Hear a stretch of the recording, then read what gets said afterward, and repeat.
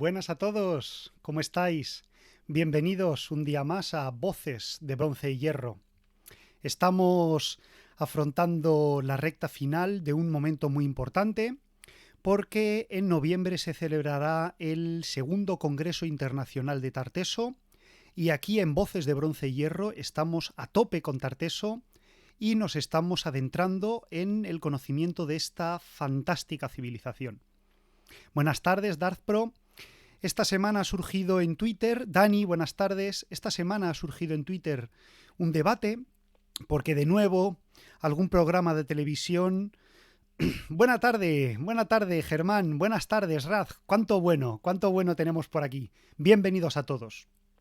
Comentaba que esta semana en Twitter ha tenido lugar pues un pequeño debate porque un programa de televisión pues ha sacado unas investigaciones sobre la Atlántida y Tarteso.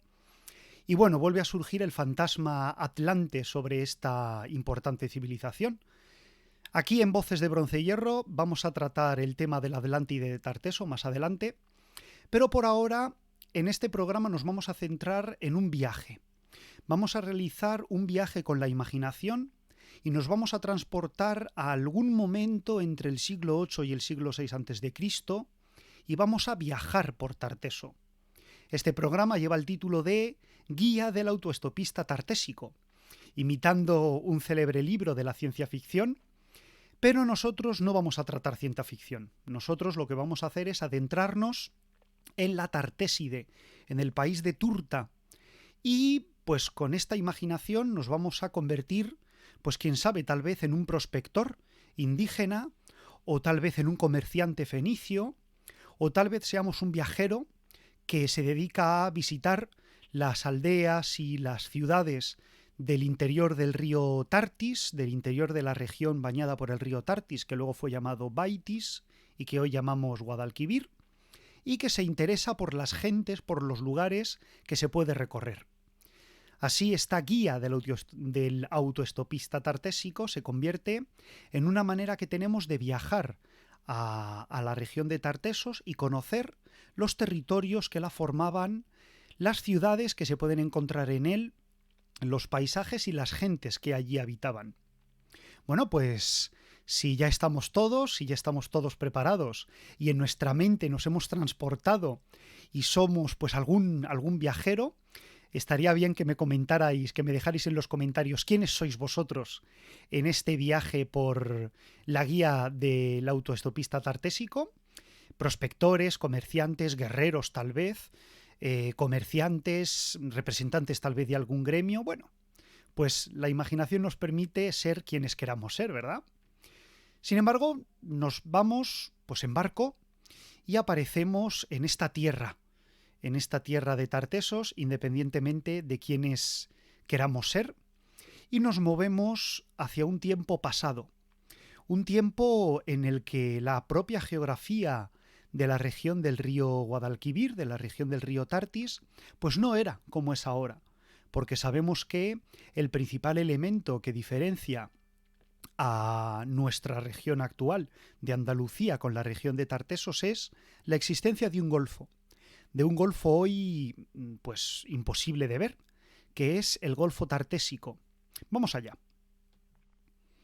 Aquí tenéis a través de una página web donde se puede ver los mapas de la península ibérica con la planimetría, con la altitud, que muestran los colores, pues distinguimos muy bien en esta región del río Tartis, del río Baitis, del río Guadalquivir, que para nosotros va a ser Tartis, porque nos hemos movido al siglo VIII, VII, VI a.C., y lo distinguimos en forma azul con un estuario enorme, una paleoensenada, que es el Golfo Tartésico. También distinguimos una serie de valles fluviales inundados en la zona del río Tinto y el río Diel, y con estos colores azul sobre verde podemos ver en este primer mapa cómo sería esta silueta de la costa en la época anterior a la llegada de los romanos, en la época de los fenicios y del desarrollo de la cultura de Tarteso, y desde luego pues nos encontramos ante un paisaje muy distinto al que estaríamos acostumbrados a ver hoy en día en la llanura del Guadalquivir. El artículo que vamos a utilizar para hacer este viaje del autoestopista tartésico se titula El poblamiento orientalizante en Andalucía Occidental, análisis de las fuentes arqueológicas y estado de la cuestión. Tendréis luego un enlace con el artículo por si lo queréis leer, lo queréis descargar. Este artículo está escrito por el investigador Marcos Martelo Fernández. El artículo es interesante porque se trata de lo que vendría a ser un estado de la cuestión, un término que se utiliza para los trabajos de investigación que hacen una recopilación y un resumen de todo lo que se sabe sobre un tema hasta la fecha en que se escribe. En este caso, el artículo de Martelo Fernández es un estudio de conjunto sobre el poblamiento en Tartesos en la época de esplendor de la cultura tartésica.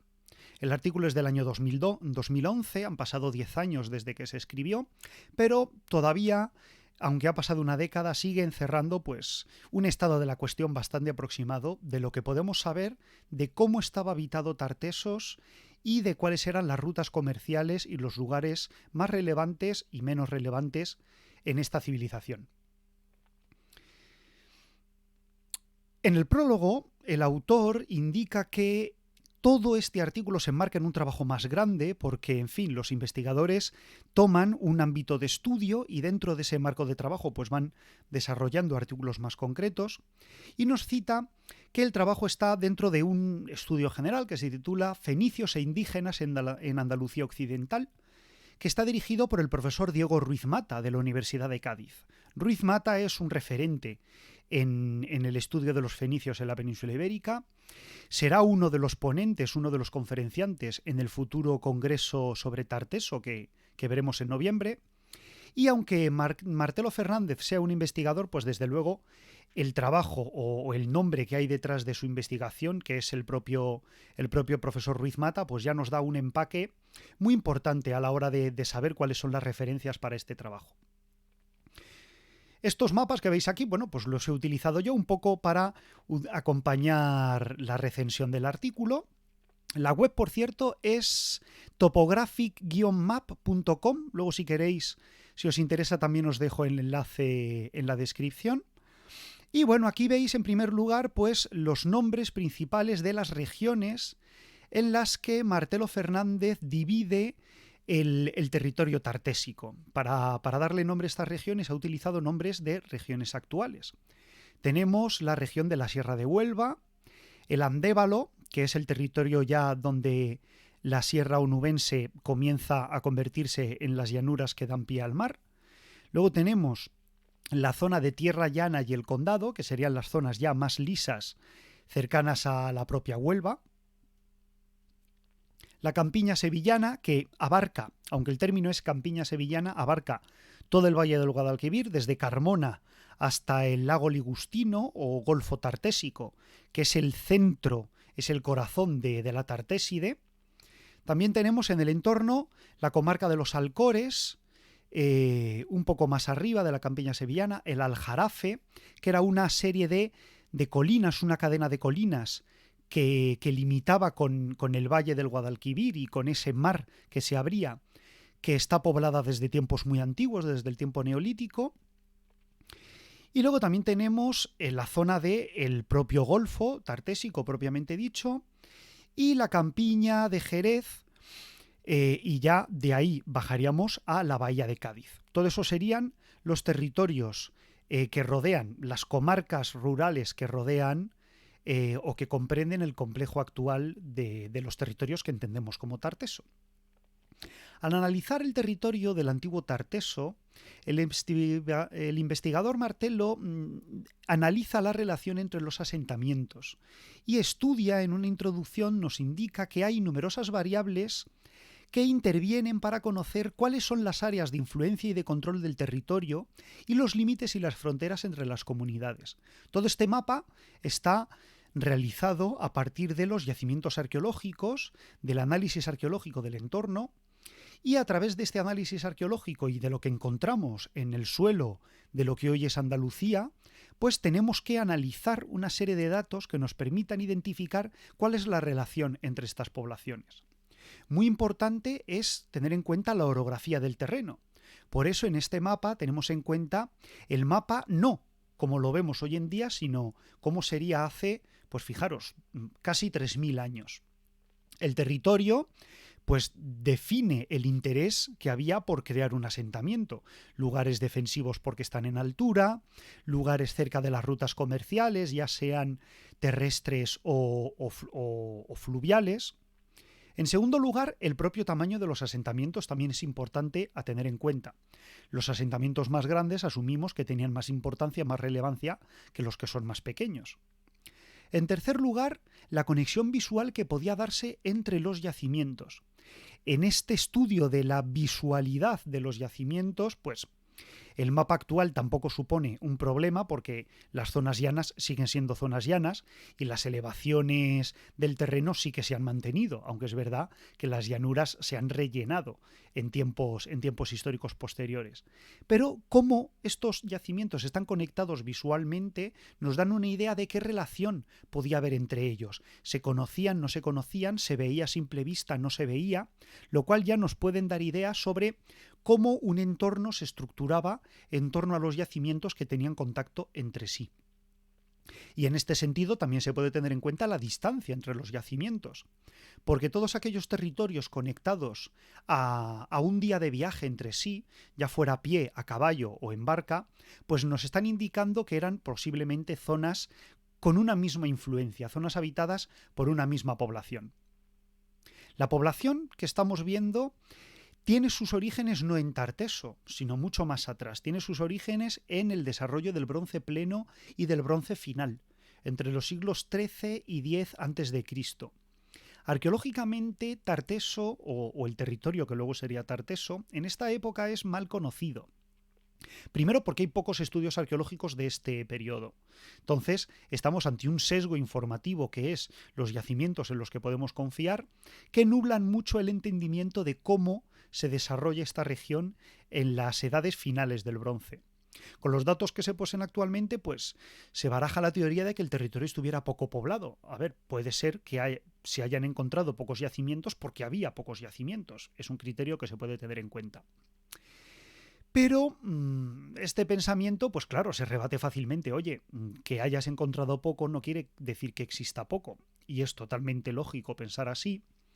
Pero podría asumirse una teoría general en el que la aparente ausencia de la población en el lugar se debiera a la existencia de un patrón inestable de asentamiento, que las poblaciones del Bronce final en el Guadalquivir todavía no fueran poblaciones fijas, sino que existiría cierto nomadismo en ellas, tal vez buscando lugares mejores para el ganado, tal vez buscando lugares mejores para la agricultura, que la agricultura pues fuera con unos criterios muy básicos y que cuando un territorio pues el suelo quedara inerme por el uso continuo, se trasladaran a otro lugar. Lo que está claro es que todo este panorama relativamente inestable o vacío en el Bronce final choca mucho con el panorama arqueológico que se da a partir del siglo IX. Es el momento en el que ya los fenicios de la Edad del Hierro hacen su presencia en Tarteso y aquí tiene lugar un boom demográfico. Y al igual que se discutía por qué puede ser que en la Edad del Bronce estuviera más o menos despoblado, también se analiza por qué en el siglo IX de pronto tiene lugar un lanzamiento increíble de la población y los yacimientos se multiplican en todo el entorno de la Tarteside.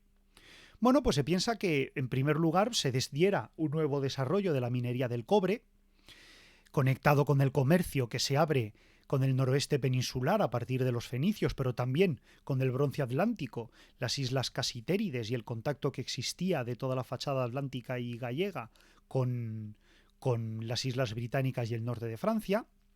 Todo este crecimiento de la minería del cobre pues generaría una reorganización de la población. La población ya comenzaría a asentarse en lugares donde extrae directamente el mineral o donde tiene una visión panorámica de las rutas comerciales y este comercio, esta explotación económica del cobre significaría un motor importante de cambio para las sociedades del entorno.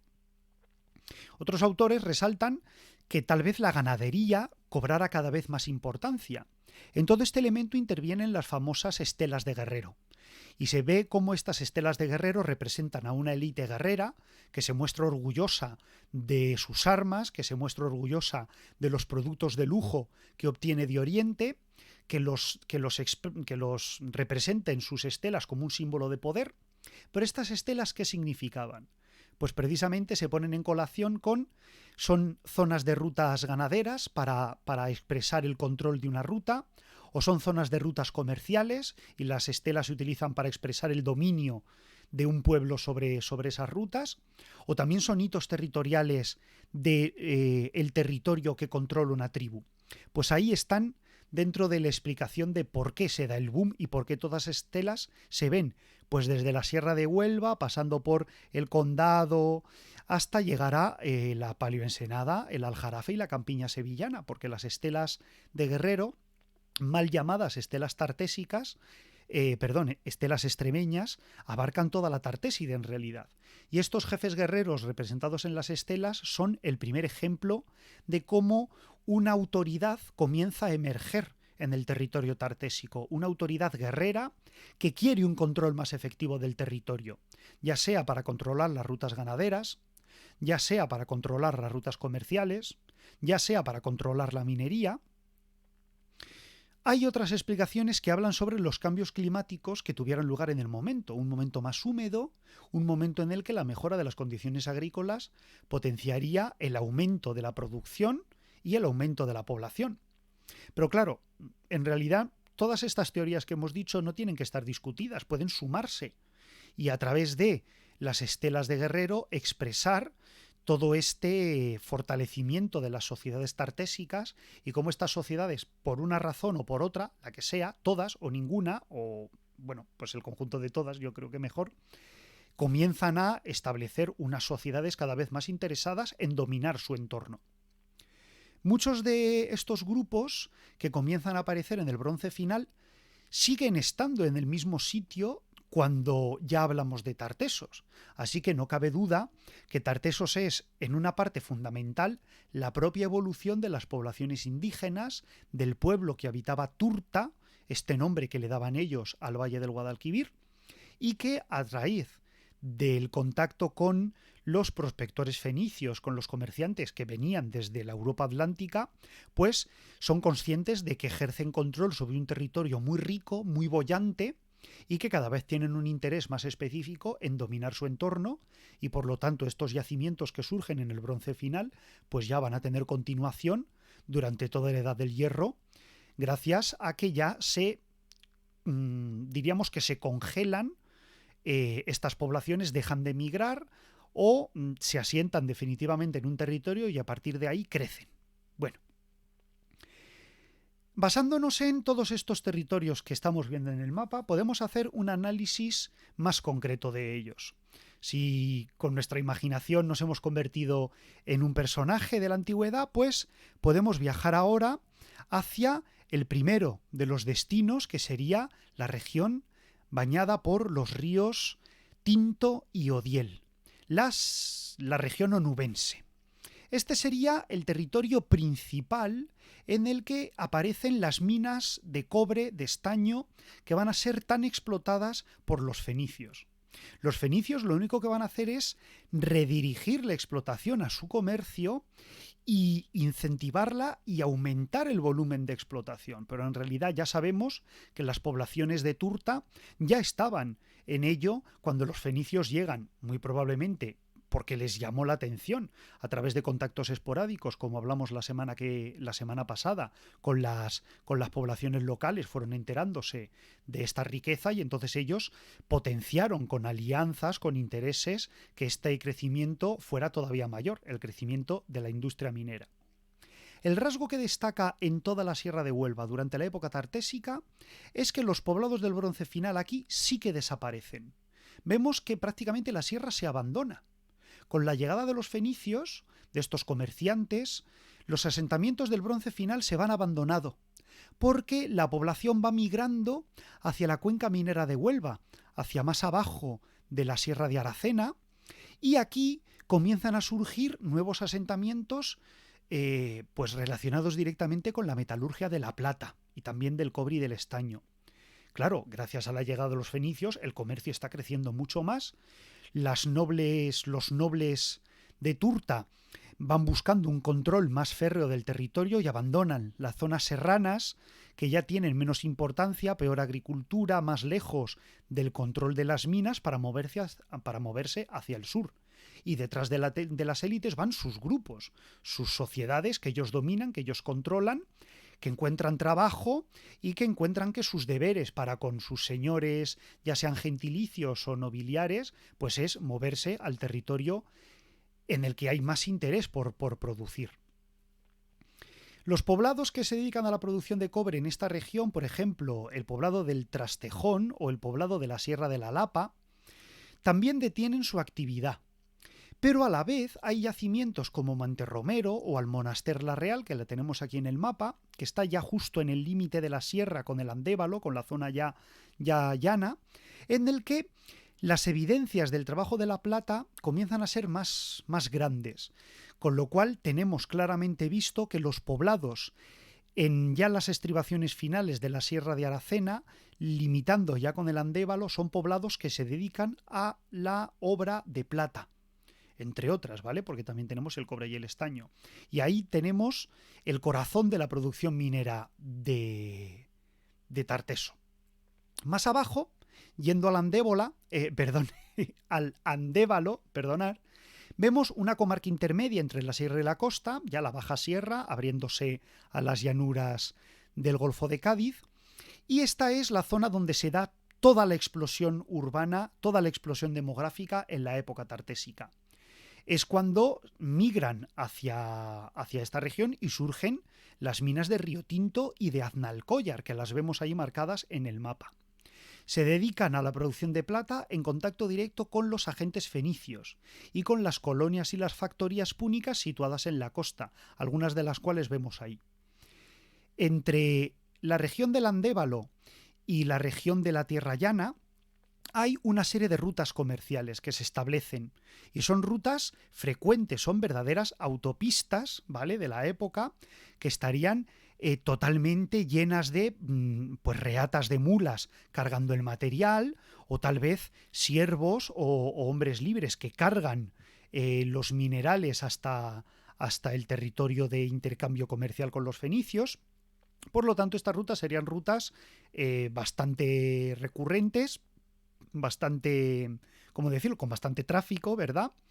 Y en torno a ellas van a surgir una serie de poblados que controlan este comercio, tal vez cobrando impuestos, tal vez imponiendo tasas, tal vez estableciendo el punto de trabajo del diferente procesamiento que requiere el mineral.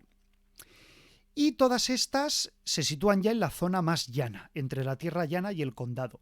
Las principales poblaciones, las principales ciudades, o tal vez les podríamos llamar oppidum, que aparecen en este territorio son Huelva, son Niebla y son Aznalcóllar. Huelva aparece dominando la desembocadura del río Tinto y del Odiel, dominando toda la zona de alrededor, y entonces es un yacimiento de primer orden. Aquí tiene lugar un contacto muy estrecho entre fenicios e indígenas, y en el barrio de Huelva encontramos, en la ciudad de Huelva, o en el oppidum de Huelva, encontramos un barrio fenicio. Y también encontramos pues yacimientos de estas necrópolis orientalizantes que le dicen, necrópolis de la élite de la tierra de Turta, que con todas estas relaciones que van a establecer con los fenicios, pues se van a vestir a la fenicia, van a adoptar el modo de vida fenicio y el lujo fenicio, que también aparece en sus tumbas. Niebla está en una posición intermedia en la ruta entre Río Tinto y Huelva y controla el territorio gracias a su posición en altura junto al río Tinto. Niebla está situado en una meseta que se abre en grandes barrancas al río Tinto, y desde ahí una posición defensiva, una posición que también controla la ruta comercial, que tenía obligado paso por el entorno, y los señores, la aristocracia que gobernaría en Niebla y en los alrededores, pues adquiere mucho poder porque ella influye directamente en esta ruta comercial, y obviamente recibirían beneficios por parte de los prospectores y los comerciantes que viajaran por la zona. Aznalcóllar es que se sitúa directamente encima de los afloramientos de metal. Entonces, Aznalcóllar es un ópidum a tener en cuenta porque es que en su entorno es donde están las minas. Y estos señores que gobernarían Aznalcóllar y el entorno, pues se harían muy ricos por ser los principales productores del mineral que tan ávidamente reclaman los comerciantes fenicios y del que se benefician todos sus, en fin, pues diríamos todos sus iguales, ¿no? Primus inter pares, todos sus iguales aristócratas de la zona onubense. En todo este lugar, como vemos, las rutas siguen un contacto entre la mina, ya sea Riotinto y Aznalcóllar, y la zona de venta. En el caso de Riotinto, la zona de venta pues llegaría hasta Huelva. En Huelva, sector importante, puerto de mar, a partir del cual saldrían las naves que viajarían hacia Tiro, hacia Sidón, hacia Biblos, y también pues otras ciudades fenicias en la costa de África como Útica o como Cartago, y luego las minas de Aznalcóllar que llevarían hacia puertos intermediarios, por ejemplo como Almonte o como Tejada la Vieja, a partir del cual en esos puertos, ya sea por tierra, generalmente por tierra, en esta primera ruta de Aznalcóllar, por Tejada la Vieja y Almonte, las reatas de mulas, el viaje se haría en tierra hasta estas localidades y desde ahí embarcarían en barcos y los llevarían a Cádiz. Con este peso del material, pues muchas veces vemos que aparece una segunda ruta, que es una ruta que lleva directamente por el río hasta el Golfo Tartésico, de allí el castillo de Doña Blanca y Cádiz. Así que desde Aznalcóllar veríamos dos rutas paralelas, una terrestre y otra por río, y desde Riotinto una ruta terrestre que luego, remontando por el Tinto, llegaría hasta Huelva, y de Huelva directamente saldrían los barcos hacia Oriente. Si seguimos viajando y ahora nos transportamos al sur, un poco más al sur solo, nos encontramos ante el corazón de Tartesos. Esto, sin embargo, es el centro minero, pero donde más desarrollo vamos a encontrar es precisamente no en el lugar que directamente vivía de la minería, que también hay un desarrollo muy importante, pero el verdadero boom urbano, el crecimiento enorme en la región tartésica se va a tener lugar en todo el valle del río Tartis, todo el valle del río Guadalquivir, y en torno a este golfo tartésico. La región de la campiña sevillana es el que experimenta el mayor crecimiento, primero por la propia influencia fenicia, que también sube río Tartis arriba hasta la región de Carmona, y también por el propio desarrollo de los pueblos autóctonos. Este es el lugar donde vemos que los poblados del Bronce Tardío se mantienen en el mismo sitio. No hay cambios importantes de la población en el entorno. Sí que van a aparecer más poblados, pero todos estos poblados que van a aparecer, ahora vamos a ver por qué, siempre se estructuran o tienen una relación directa con los poblados que ya existían en el Bronce Tardío. Vemos de nuevo que la población de Turta es una población oriunda, es una población indígena, son paisanos que a raíz del contacto con los fenicios transforman sus costumbres. Pero nos estamos encontrando que Tartesos es puramente un fenómeno indígena, un fenómeno local. Como digo, estos poblados del Bronce Tardío se mantienen en el espacio, pero comienzan a crecer, comienzan a experimentar cambios. Estos cambios que se ven en el registro arqueológico nos hablan del aumento de la complejidad política, del aumento del poder de las élites que dirigen los diferentes pueblos que habitan la región. Podríamos pensar que, al igual que pasa en la Roma arcaica o en la Grecia arcaica, en toda la región de Turta habitaban pueblos, unidades gentilicias o tribus, y que estas tribus, vamos a llamarlas tribus, vivían en torno a un núcleo central y dominaban un territorio determinado. Cada una de las localidades que estamos viendo en el mapa, aunque luego vamos a establecer excepciones, serían un centro de dominio, de control de todo un territorio ejercido por una tribu. Así que aquí vemos numerosas tribus habitando la región de Turta, estas tribus, no sabemos bien cómo se llamaban a ellos mismos, pero sí sabemos el nombre de su territorio, Turta, y sabemos que luego los griegos les van a llamar tartesios y los romanos les van a llamar turdetanos, así que bueno, un concepto de identidad común, tal vez como cultura, sí que se reconocen todos ellos, aunque luego políticamente fueran independientes unos de otros. Y precisamente todas estas tribus, debido a la relación directa con los indígenas, van a crecer. Van a crecer porque hay mejoras en la agricultura, mejoras en la economía, son tiempos de bonanza y la bonanza ayuda al crecimiento de las poblaciones, ¿verdad? Pero también tenemos que la nobleza de estas tribus van a llevar a cabo un proceso de colonización agraria.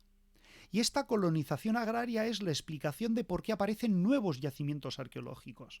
Hay un interés real por parte de las élites de las tribus de Turta para ejercer un control más específico del territorio.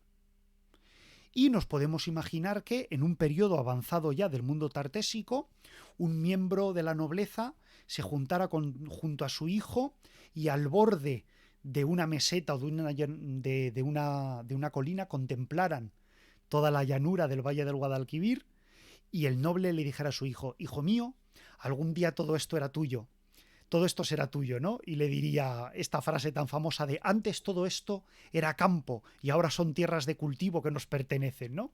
La verdad es que yo me imagino esa escena típico Rey León, pero con el aristócrata Tartesio con su hijo al lado diciéndole: antes todo esto era campo y algún día todo esto será tuyo, ¿no?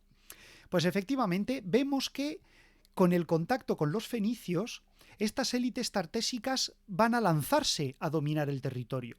Y esto significa que los bosques se talan, las tierras se roturan, se cultivan y aparecen localidades, poblamientos, aldeas, villas, granjas en todo el entorno visual de una de estas grandes localidades, que serían los oppidum principales, para obtener un control efectivo del territorio.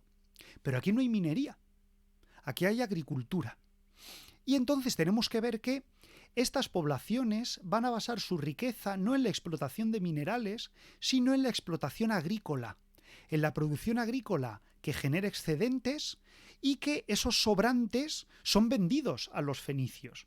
Una población fenicia que cada vez llega en más número, que va fundando ciudades en el entorno, que se relaciona con la nobleza local y entronca con la nobleza local y aparece una nobleza tartésica, fusión, mestizaje de fenicios y locales, que adopta todas las galas y todas las costumbres orientales y que consume mucho material, porque claro, son sociedades cada vez más crecientes, de un excedente de población que llega nuevo desde el oriente, que necesita alimentarse, que al ser una sociedad ya muy desarrollada, pues consume mucha comida, y todos estos pueblos de la campiña sevillana van a convertirse en el granero de toda la región de la Tartéside. Y esto va a generar a sus nobles pingües beneficios, ¿verdad? Bueno, en la ribera del Guadalquivir, desde Spal,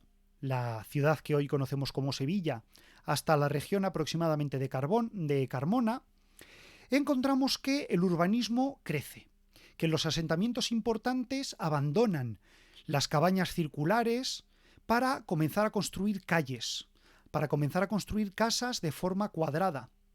El paso de la cabaña a la casa con planta cuadrangular es importantísimo. Primero, porque permite organizar el espacio dentro de la propia ciudad, crea calles, crea una estructura urbana. Y también porque las casas cuadrangulares permiten una distribución interior que nos habla de que un domicilio es utilizado para mucho más que para dormir, que es también un centro de producción, un centro de reunión, en fin, toda esta complejidad que comienza a aparecer en los yacimientos en el contacto con los fenicios es una demostración evidente de que la sociedad está cambiando y de que está cambiando muy rápidamente y está cambiando a mejor. Todas estas grandes ciudades o ciudades que crecen con un desarrollo urbano se van a asociar en la zona de la ribera del Guadalquivir con grandes necrópolis de túmulos, las conocidas como necrópolis de túmulos tartésicos, que es donde se entierra esta aristocracia poderosa que se hace enterrar con todo el boato, con toda la parafernalia de su poder, y que deja en la memoria de sus conciudadanos pues su presencia en base a los hitos territoriales que forman los túmulos. Si paseáramos por la vega del Valle de Guadalquivir, tal vez a uña de caballo, o andando en caminos que comunican los poblados, o en las barcas que remontan el río Tartis arriba, veríamos los túmulos perfectamente construidos a la vista para ser identificados y expresar pues esa autoridad de la dinastía de las familias gobernantes, que al construir los túmulos están ya diciéndole a los que pasan por alrededor: mirad, aquí yacen mis antepasados, esto es mío. Los núcleos que fueron capaces de usar su posición estratégica para explotar los recursos disponibles en el entorno y poder controlar las relaciones comerciales con los fenicios que llegaban, van a crecer más. Curiosamente, hay algunos yacimientos de la Edad del Bronce que desaparecen. Aquí vemos cómo el poder se acumula y los yacimientos que no están en una posición estratégica, que no están en una posición que permite un control del territorio, se abandonan porque la política está cambiando. En la comarca de los Alcores percibimos el influjo del comercio fenicio a través del planteamiento de una serie de ciudades que quieren controlar el territorio para garantizarse un abastecimiento al por mayor de los recursos agrícolas. Es esa colonización agraria de la que estamos hablando. Yacimientos importantes como tenemos ahí arriba del Guadalquivir, como Carmona o el Gandul, son poblados de primer orden, situados en un lugar estratégico, defendidos por murallas, que desarrollan en su interior toda una estructura urbana y que se convierten en capitales del territorio de sus tribus. Luego, a partir de estas ciudades importantes, surgen unas ciudades menores, unos oppidum menores, que también están en lugares estratégicos, pero que no tienen murallas, que probablemente ejercerían de intermediarios en el territorio frente a la capital aristocrática y las tierras de cultivo. Estas tierras, estos poblados de segundo orden también estarían dominados por otras élites de menor poder. Y finalmente hay un tercer tipo de yacimientos en el entorno, que son poblados pequeños, que no tienen una posición estratégica porque están situados en el llano o están situados cerca de afloramientos de ríos o cerca del propio río Guadalquivir, y que son estas colonias agrícolas, estas granjas, estas aldeas cuyos habitantes se dedican al cultivo de la tierra. En el valle medio del Guadalquivir, si vamos bajando un poco, vamos a encontrar que aquí es donde se da el mayor proceso de colonización.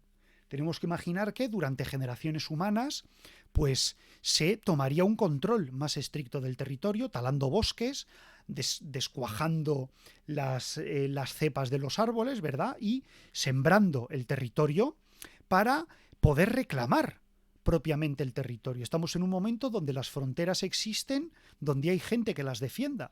Y entonces esta colonización agraria implica un deseo de dominar el territorio, de sacarle provecho, por supuesto, pero decir: ¡hey! Estoy aquí, esto es mío, ¿verdad?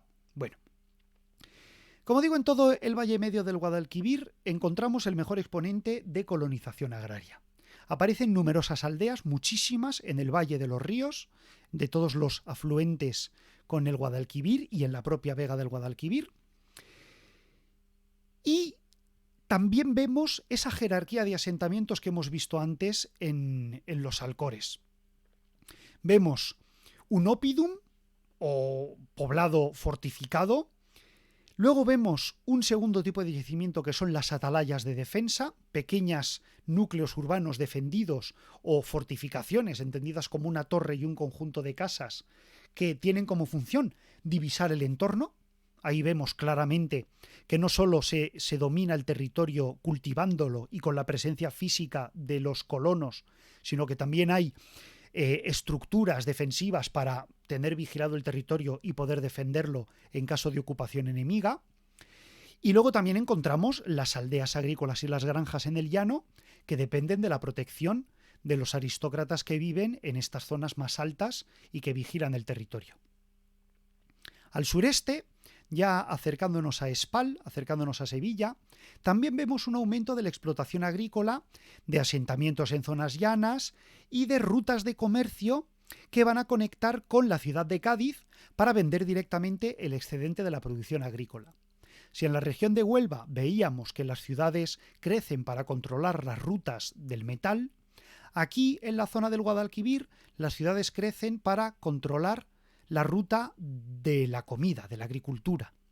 Y en la zona cercana a Espal, estas ciudades ya tienen una vocación mucho más dirigida a, oye, nosotros somos los que controlamos el paso de las grandes reatas de mulas, del paso de las barcas cargadas de grano hacia las zonas fenicias de la costa.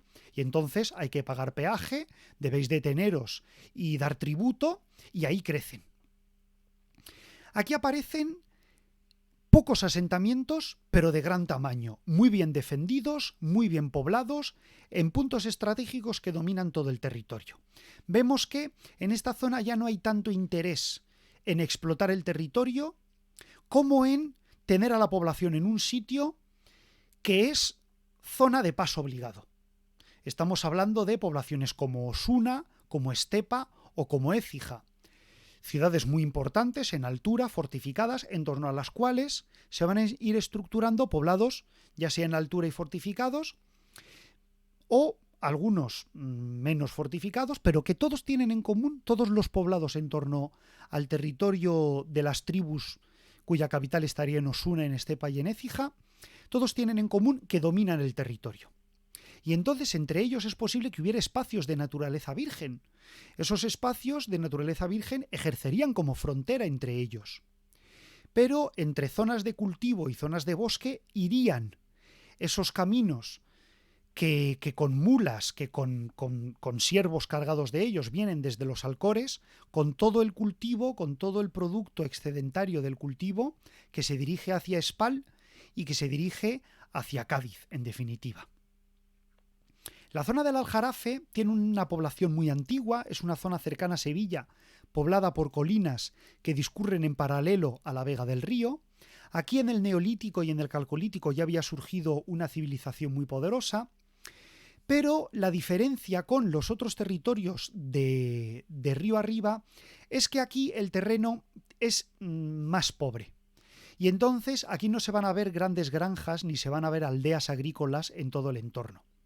Sí que se van a ver, sin embargo, ciudades en sitios estratégicos, porque la zona del Aljarafe, al noroeste de Sevilla, sí que encontramos esas rutas de mineral que llegaban al Golfo Tartésico, y entonces justo en las desembocaduras de los ríos aparecen yacimientos que controlan el comercio que se va a dirigir en barco hacia Cádiz y hacia el oriente. Estamos hablando de yacimientos como el Cerro de la Cabeza en Olivares o el Cerro de las Cabezas de Santiponce. No confundir el Cerro de Santiponce con el de Ciudad Real, que eso es cultura ibérica y no tiene nada que ver. También vemos Almonte, que era la zona final de una de las rutas comerciales de las minas de Aznalcóllar, y en la zona de la desembocadura del río Guardamar, pues vemos estos cerros de la Cabeza y de las Cabezas, que eran zonas portuarias donde las reatas de mulas o las barcas que descendían cargadas de las tortas de mineral se cargaban en los barcos fenicios de mascarones de cabeza de caballo y que iban directamente a Cádiz o ya hacia Oriente. Estamos en el Golfo de Tartesos ahora mismo. En la orilla oeste no parece que hubiera un poblamiento muy denso. Vamos a ver un paisaje pues de colinas bajas, de bosques, de encinas, de alcornoques, también vegetación de ribera cerca de la costa, cañizales ya más cercano a la propia playa.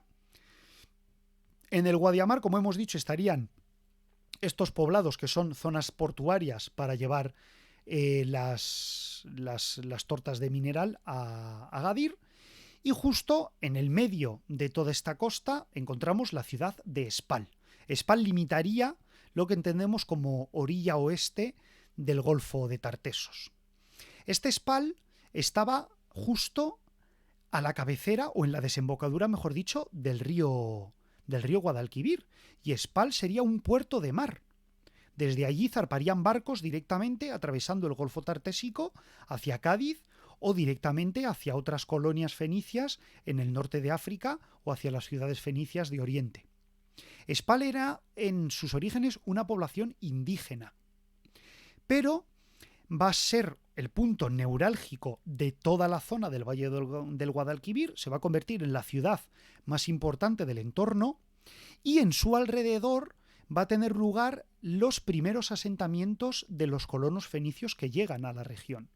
Muy cerca de Spal encontramos en la zona oeste el Cerro del Carambolo, donde se sitúa uno de los templos fenicios más importantes que se han excavado en la península ibérica, y en Coria del Río encontraríamos otro templo, el templo de San Juan de Coria.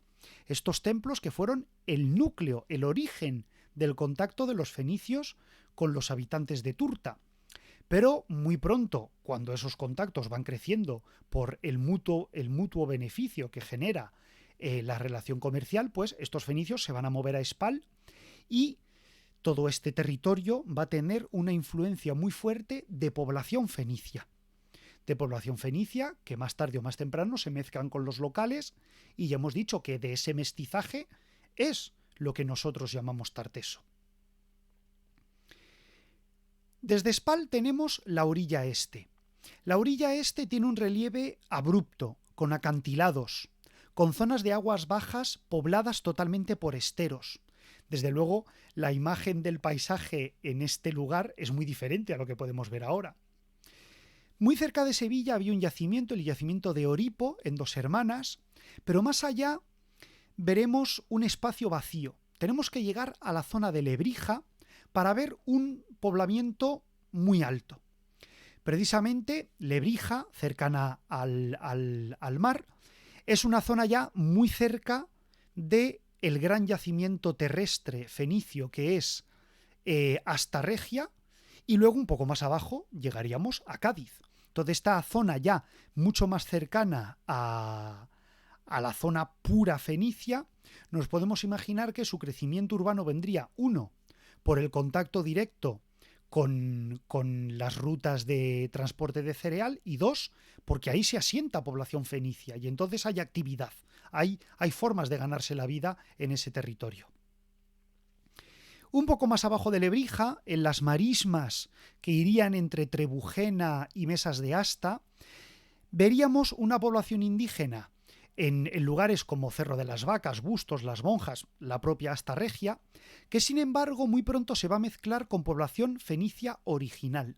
En este lugar tiene lugar un fenómeno de colonización agraria, pero en este caso esta colonización agraria ya está llevada por fenicios. Son fenicios que se asientan allí, en virtud de las alianzas matrimoniales entre la aristocracia fenicia y la aristocracia tartésica. Probablemente los nobles de Turta le darían a sus parientes territorios en los que poder asentar a todos sus paisanos orientales que llegaban atraídos por las riquezas de la tierra de Turta, y estos colonos fenicios ya no solo son artesanos y comerciantes, sino que son agricultores, que se dedican a cultivar la tierra y a dar de comer a la creciente población del entorno, y también a la especulación con el grano, con el cereal, que se vende en otros puertos más allá, en todo el Mediterráneo. La Campiña de Jerez, sin embargo, de todo este territorio es poco conocida. Se mantienen aldeas en el territorio, se mantiene una concentración de la población en núcleos urbanos, el fenómeno que es común en todo el entorno, pero no se conoce muy bien porque arqueológicamente Jerez está poco estudiado. Si terminamos de bajar hasta el sur del todo, nos encontramos ya cercanos a la bahía de Cádiz.